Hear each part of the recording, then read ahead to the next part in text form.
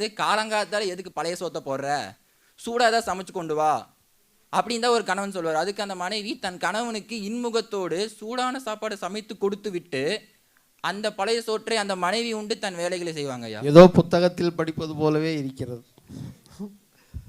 வாழ்த்துக்கள்.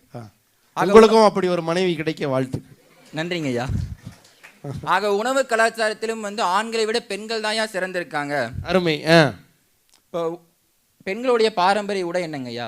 தற்காலத்தில் பாரம்பரிய உடை என்னன்னா அவங்க என்ன உடுத்துறாங்களோ அதுதான் பாரம்பரியம். எல்லாருமே இல்லையாப்பா வாட்டி விடுற ட்ரெட்டிங்கில் போட்டு விட்டுருவாளுங்க. அப்புறம் யுனைடெட் கலை அறிவியல் கல்லூரியில் ஆதிபாண்டியன் அதிக பிரசங்கித்தனமான பேச்சு அப்படின்னு ஐயா பெண்களுடைய நம்ம பால்ராஜ் ஐயாவே ட்ரோல் பண்ணி விட்டுருவார்.